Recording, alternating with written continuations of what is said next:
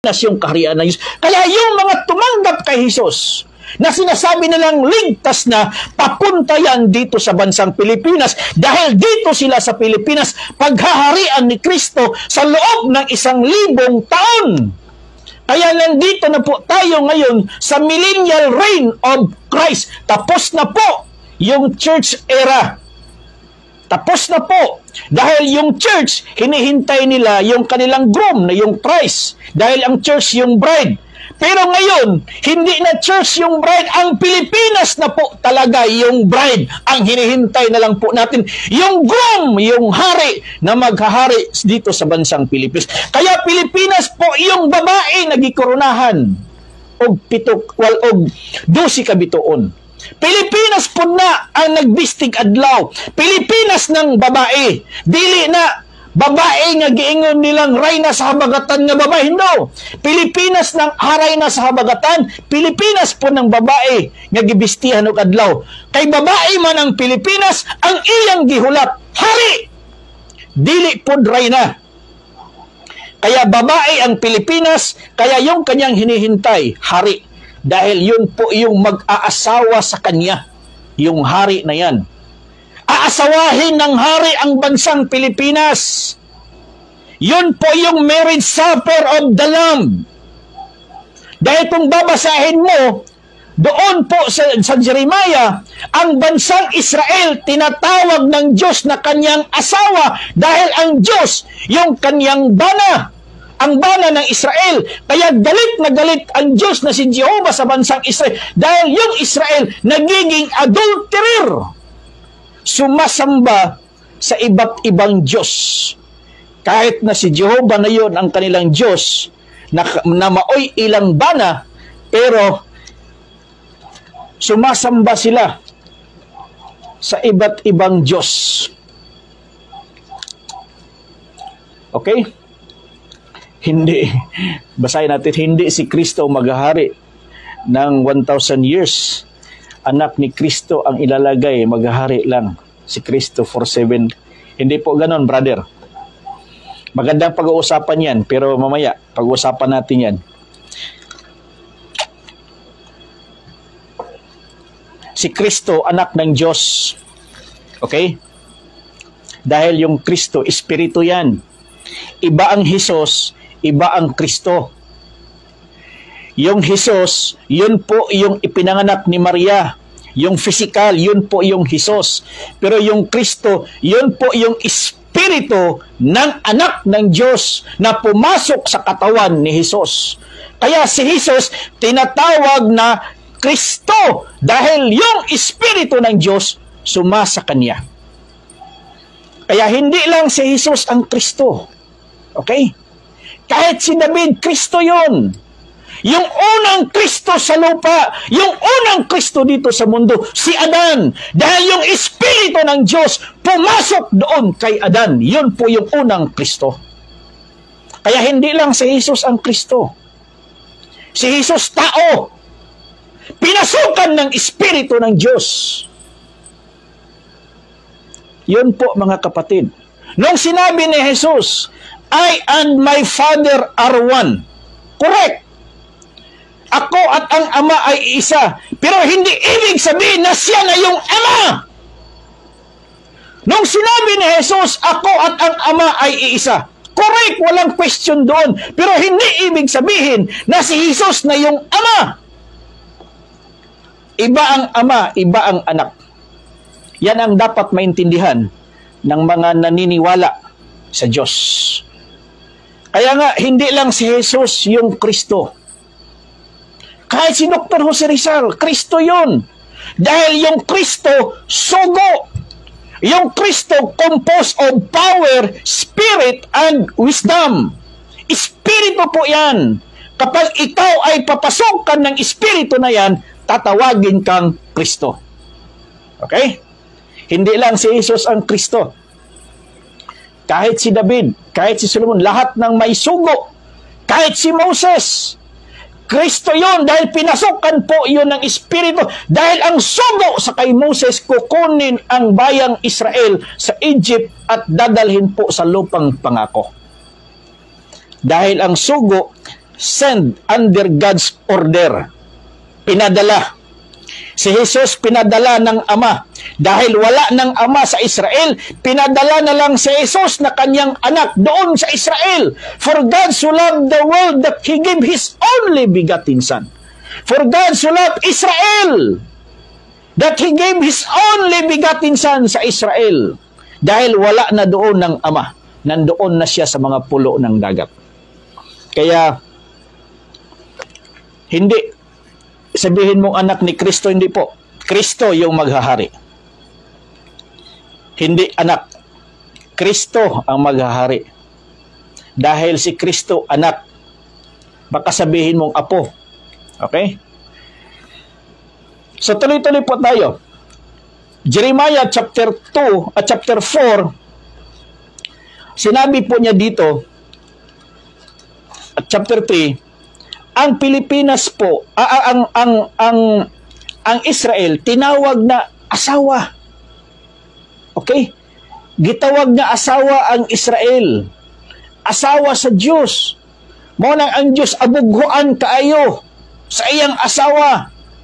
Monang ko ng asawa niya nga Israel, musimbag laing Diyos, ang Diyos magsilos. So ganun po mga kapatid, kaya ang Pilipinas, babae itong Pilipinas. At yung hari na hinihintay po natin, anak ng Diyos. Hindi anak ni Kristo. Anak ng Diyos ang ating hinihintay, hindi anak ni Kristo. Yon ang Kristo, anak ng Diyos. Pero sabihin mong anak ni Kristo, hindi po. Anak ng Diyos. So ganun po kapatid. Okay? So, walang sino... Okay, so basahin ko mamaya yung magandang hapon kay Brother Benny Saklote. Diyan po sa Quezon Province, mga Saklote family bro, magandang hapon at maraming salamat sa panonood sa ating programa. Okay, so ganun po, tuloy-tuloy po tayo. Kaya maghahari po ang Kristo sa loob ng 1,000 taon. Walang 7 days. Saan mo mababasa yung 7 days na maghahari lang yung Kristo? Wala. Baka gumawa ka ng Biblia na 7 days lang. 1,000 years. At nandito na po tayo ngayon. Nakapasok na po tayo sa 1,000 years of Christ. Nakapasok na po tayo sa 1,000 years of Christ. Nakapasok na po tayo ng 25 years. Kasi 2025 na tayo eh. Kaya basahin natin Revelation chapter 20, verse 6. Blessed and holy is he that hath part in the first resurrection. On such the second death hath no power, but they shall be priests of God and of Christ, and shall reign with him for 1,000 years. Okay? Mapalad at banal ang makalakip sa unang pagkabuhay ng muli. Sa mga ito'y walang kapangyarihan ang ikalawang kamatayan, kundi sila'y magiging mga saserdote ng Diyos at ni Kristo at maghaharing kasama niya sa loob ng 1,000 taon. Maghaharing kasama ni Kristo sa loob ng 1,000 taon. Ang buong mundo, langit at lupa, Diyos Ama yung naghahari dito ngayon. Kahit wala pang divine government, ang Diyos Ama na yung naghahari sa buong mundo. Pero sa isang bansa, maghahari yung kanyang anak na si Kristo. At yung bansa na yan, bansang Pilipinas. So yun po, kapatid, ang totoo sa programa ng Diyos. Hindi porke sinasabi niyong marunong na kayong magmantra, marunong na kayong mag-astral, spiritual. Hindi po. Hindi po ganun ang larangan. Sa programa ng Diyos, hindi lang sa ganong paraan makikilala yung programa ng Diyos. Kaya nga palagi kong sinasabi kanina na dito sa Pilipinas, maghahari yung anak ng Diyos. Maghahari talaga literal. Hindi maghari doon sa kaulap-ulapan, hindi maghari na parang hangin. Maghahari talaga siya, physical, literal, uupo sa trono. Diyan po sa palasyo, yung hari na anak ng Diyos. Literal yun. At makisalamuha yun sa mga tao. Haharap yun sa mga tao. Kagaya kay David, kagaya kay Solomon. Yun sana yung magawa ni Jesus noon sa Israel. Kung siya'y tinanggap na hari sa Israel, papalit doon kay Herodes. Dahil yung sugo kay Jesus, itatayo yung kaharian ng Diyos doon sa Israel. I-restore po yung divine government of Israel. Kaya lang hindi siya tinanggap ng kanyang sariling bayan. Hindi siya tinanggap ng kanyang kapwa Hudiyo. Bagkos ipinako siya sa cross. Pero ngayon, mga kapatid, sa kanyang pagpaparito sa Pilipinas, nandito na siya eh. Mula nung siya umalis doon, nandito na siya. Kaya ang Pilipinas hindi niya babalikan. Ito'y kanyang pagharian. Matagal na pong nandito ang Kristo sa Pilipinas. Yung anak ng Diyos. Hindi pa lang nagpakilala. Hindi pa lang nagpapakilala. Taliwas sa mga nagpapakilala ngayon na mga hari, na mga reyna, sila na daw yung hari, sila na yung reyna. Kinoronahan na. Okay? Hindi po. Dahil yung pagpapakilala po sa anak ng Diyos, nandito sa Pilipinas, mayroong paraan papaano siya makikilala. Mayroong paraan papaano po siya tatanghalang hari. Kagaya po yan sa panahon ni Juan Bautista at ni Jesus. Nung hinanap po nila kung sinong Kristo na pinadala ng Diyos doon sa Israel, hinanap po ng bayang Israel kung sino yung Mesiyas, kung sino po yung Kristo na ipapadala na kanilang tagapagligtas. Hinahanap po nila sa lahat po ng mga tao doon sa Israel. Hinahanap nila kung sinong katawan ang pinasukan ng Espiritu na yon. Hindi nila alam kung sino. Kaya yung utos kay Juan, magbautismo ka sa tubig. Yung papasuka, yung dadapuan ng Espiritu sa pamamagitan ng salampati or kalapati, yun po yung magbautismo sa Espiritu at apoy. Kaya yung utos kay Juan, kailangan siyang magbautismo sa tubig. Magbautismo sa tubig. So yung mga tao, mga lalaki nakahilera doon, nakapela, one after the other, bautismo mula umaga hanggang hapon. Tinitingnan ni Juan, wala pa man yung espiritu na, wala pa man yung kalapati na dumapo, simbolo po ng espiritu. Wala pa. Hanggang sa huli, nakapela doon si Jesus. Sinabi ni Juan, hindi ako pwede magbautismo sa iyo. Sa hindi, gawin mo lang ito. Sabi ni Jesus. So nang nabautismuhan si Jesus, doon lumabas yung kalapati. Doon narinig yung boses ng Ama at sinabi, "This is my beloved Son."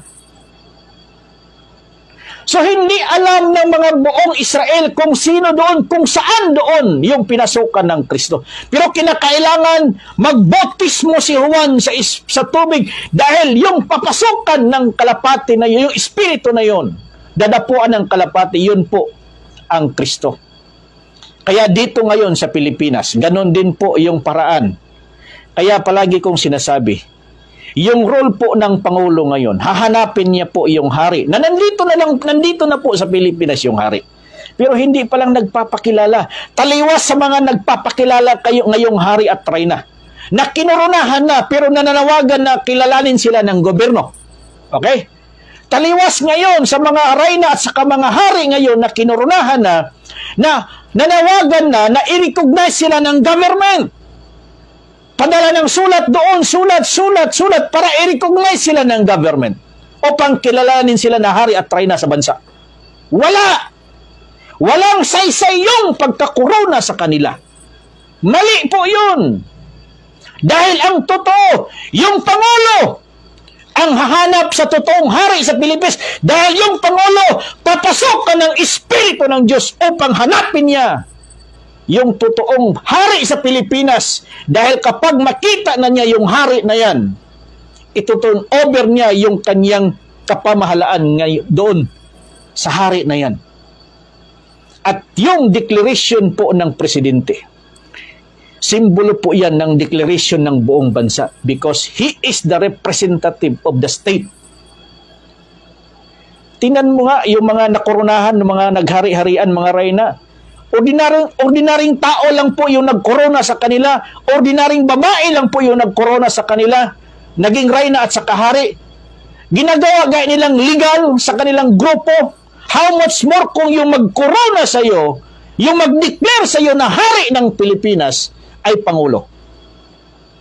Automatic batas yan. So yan po sa mga hindi nakakaunawa, hindi nakakaintindi bakit daw involve yung Pangulo. Ayaw nga ng Pangulo daw lalabas sa kanyang posisyon. No. Sino bang nagsabi sa inyo na ayaw niyang lalabas sa kanyang posisyon? Ang Diyos ang naglagay sa kanyang Pangulo. Ang Diyos din ang magpapababa. Kagaya po kay Haring Nabucodonosor. Ang Diyos yung nagpapaupo kay Haring Nabucodonosor bilang hari. Ang Diyos din po ang magkukuha sa kanyang trono. Kaya nga itinapon siya doon sa kagubatan eh. Itinapon siya doon sa ilang for 7 years. Nagiging asal hayop po si Nabucodonosor that time. Dahil walang kahit sinumang kumbaga mananatili sa kanyang posisyon forever kung hindi kagustuhan po ng Diyos. Kaya ganito po yung mangyayari ngayon. Yun po yung role ng Pangulo. Hanapin niya yung hari ng Pilipinas. Hindi yung mga nagpahari-hari kasi kaya nga itong mga naunang mga reyna ngayon, mga nauunang mga hari ngayon, palapit na palapit patapos na yung kanilang papel. Dahil drama ito, ang Diyos yung director, may kanya-kanya silang role, may kanya-kanya silang papel. Itong reyna na ito, malapit nang matapos yung kanyang papel. Itong hari naman nito, malapit na din matapos yung kanyang papel. Habang papalapit na po yung totoong hari. Dahil mga extra lang sila sa pelikula. Mga extra karakter lang po sila sa pelikula. Habang yung totoo, hinihanda pa, sila muna yung mag-perform sa kanilang drama. Kaya itong mga nag-perform ngayon na mga hari, mga reyna, mga prinsipe, mga prinsesa, malapit nang matapos yung kanilang papel.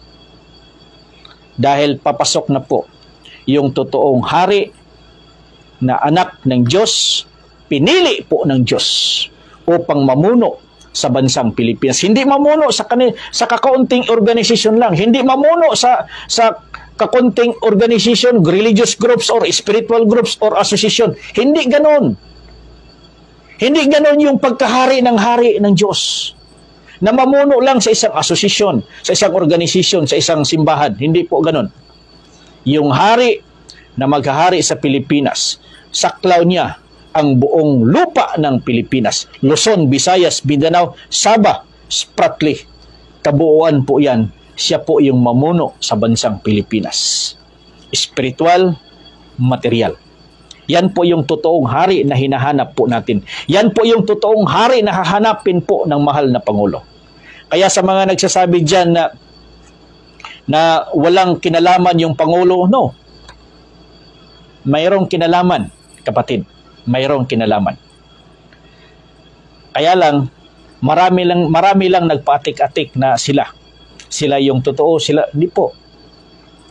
Yung totoong hari, nakamasid lang po. Hindi pa po nagpapakilala. Okay? Nag-aabang lang po yan ng right time. Nandito na po tayo sa right place, Pilipinas. Nandito na po tayo nandyan na po yung right person. Kulang na lang po yung right time kung kailan po siya i-declare. Kagaya po kay Jesus. Yung right time kay Jesus, nung siya'y nabautismuhan ni Juan Bautista at na-declare, "This is my beloved son." Yun po yung right time ni Jesus na umpisa ng kaniyang gawain sa pagtayo po ng kaharian ng Diyos. Yan po yung ating hinihintay. Pangulo po. Hahanapin po ng Pangulo. Kaya yung ating hinihintay ngayon na yung espiritu ng katotohanan. Okay? Yung spirit of truth. Yun po yung gagabay sa Pangulo upang hanapin niya yung nagsasabi ng buong katotohanan patungkol po sa kaharian ng Diyos. Patungkol po sa dibino gobyerno po ng Diyos sa Pilipinas. Kaya nga yung sign niya ganito dalawa. Hahanapin niya yung isa. Hanapin niya po yung isa para kumpleto silang dalawa. Spiritual and material. Kasi kapag makikita niya po yung hari, yung pangulo, magiging prime minister po yan. Magiging prime minister yung pangulo habang uupo yung hari. At itong Pilipinas, magiging inherited sovereign monarchy. Bakit po inherited? Bakit yung sinasabi ng iba dyan, absolute sovereign monarchy? Hindi po. Inherited sovereign monarchy. Bakit inherited? Dahil ito po yung pamana ng Diyos mula pa noon sa Israel. Pamana po yan. Kaya inherited. Mana po natin yan. Basahin nga natin, Matthew chapter 25, verse 34. Sinabi niya dito, at kung magkagayoy sasabihin ng hari na nga sa kaniyang kanan, magsiparito kayo, mga pinagpala ng aking ama. Manahin ninyo ang kaharian. Kahariang nakahanda sa inyo buhat ng itatag ang sanglibutan. Then shall the king say unto them on his right hand, Come, ye blessed of my father, inherit the kingdom prepared for you from the foundation of the world. Pilipinas is the inherited sovereign monarchy from the living God, Jehovah. Yan po mga kapatid yung katotohanan. Hindi absolute monarchy. Inherited. Dahil mana po natin ito mula sa Diyos. Mana po ito ng mga anak ng Diyos. Doon sana ito sa Israel. Kaya lang itinakwil nila yung anak ng Diyos na si Jesus. Doon sa Israel. Kaya tayo ngayon yung tagapagmana sa kaharian ng Diyos. Yan po ang katotohanan. Kaya sa mga may maraming katanungan dyan, bakit involve yung Pangulo? Yun po yung kasagutan. At may nagsasabi, Pastor, baka yan na po yung paghari ng Antikristo na sinasabi sa Biblia. Mali. Walang Antikristong maghahari. Okay? Walang Antikristong maghahari. Totoong Kristo yung maghahari. Yung Antikristo, yun po yung ayaw sa kanyang paghahari. Okay? Sana maliwanag. Walang Antikristong maghahari. Yung totoong Kristo ang maghahari. Ang Antikristo, yun po yung ayaw sa kanyang paghahari. Basahin natin. Lucas 19:27. Sinabi po dito mga kapatid, dapatwat ang itong aking mga kaaway na ayaw na ako maghahari sa kanila, ay dalhin ninyo rito at patayin ninyo sila sa harapan ko. Itong ayaw na maghari yung Kristo, ito po yung mga Antichrist. Hindi Antichrist yung maghahari. Sila po yung ayaw maghahari yung totoong Kristo sa Pilipinas. Kaya sa mga nagsasabi dyan, yung 666 Antichrist, hindi po. Ikaw, ako, Pilipino ka man, you are 666, we are 666. Dahil tinago tayo sa numero na yan, Vicaribus Filii. Okay? Kaya yung mga takot na takot dyan, na takot sa numerong 666, tapos aangkin na sila anak ng Diyos, kalukuhan. Inaangkin mo na ikaw yung Kristo, ikaw yung maghahari sa Pilipinas, tapos takot ka sa 666? May Kristo bang takot sa numero? Kalukuhan. Hindi po katatakutan yung numero. Meron ngang 555, kinakain na ganyan yung 555. 666 pa kaya? Nakayamanan yan? Kaya nga, maraming nagkandara pa dyan para kunin yung kayamanan na yan. Pero hindi rin nila makuha. Takot sila sa numero. Ayaw nilang tawagin silang hayop. Okay? Ayaw tawagin silang dambuhalang hayop. Pero yung asal, hayop. Ganon po, mga kapatid. Ang Pilipinas, yung babae dyan sa Revelation chapter 12 verse 1, na may damit na araw, kinurunahan ng labing dalawang bituin at inapakan yung buwan. Pilipinas po din yung babae sa habagatan, yung reyna sa habagatan na babangon. Hindi literal na babae yan. Pilipinas po yan, babangon. Dahil hahatol itong Pilipinas. mula sa mga bansa po, mga nananakop po sa kanya mula pa noon. Hahatol itong Pilipinas sa pamamagitan po ng dibino gobyerno. Pilipinas din po yung dambuhalang hayop. Tapos atik-atik kayo na kayo'y sugo, anak ng Diyos, tapos takot kayo sa mga numero, takot kayo sa katawagang dambuhalang hayop. Baka ilusyon lang yan na umangkin kayong anak ng Diyos at kayo yung anak ni Kristo. Kayo yung anak ng Diyos. Hindi po. Kung totoo kang anak ng Diyos, bakit ka matakot sa numero? Numero lang yan. Ang Diyos ang gumawa ng numero, hindi si Satanas. Dahil walang creation si Satanas. Okay? Kaya doon lang po tayo sa katotohanan. Yun po yung rule ng ating mahal na Pangulo. Hanapin niya yung totoong hari na maghahari sa bansang Pilipinas. Yung totoong hari wala dyan ngayon sa mga nakikita niyo sa social media. Yung totoong hari wala dyan sa kinakikita niyo sa social media na nanawagan na kailangan magbili na kayo, magpasa na kayo mga requirements niyo para magkaroon kayo ng Aeropass. Ano yung klase yung pass yun? Bypass, gate pass, anong klaseng pass ba yun? Pass by. Okay? O nanawagan dyan na kailangan i-surrender na yung gobyerno sa kanila dahil sila na po yung mamono. Hindi po. Or matagal na silang kinurunahan. Ano? Corona ng Santa Cruzan? Ng King and Queen ng PTA? Okay? Yung Parents and Teachers Association, mayroon parang may ano yan eh. Parang may King and Queen dyan. Mga kingkoy at saka kingkay. Sabi pa ng ating kaibigan. So, ganun po mga kapatid. Divine government. Bakit palagi nating sinisigaw yung divine government? Dahil yung government natin ngayon, hindi divine. Divine government of the Philippines. Dahil yung gobyerno ng Pilipinas, hindi pa banal. Hindi ibig sabihin na itong mga nakaupo ngayon, mga kampo na ng kadiliman, hindi po. Hindi pa lang sa ilang kapanahunan dumating yung banal na gobyerno. Sila muna yung extra. Sila muna yung pinaupo dyan.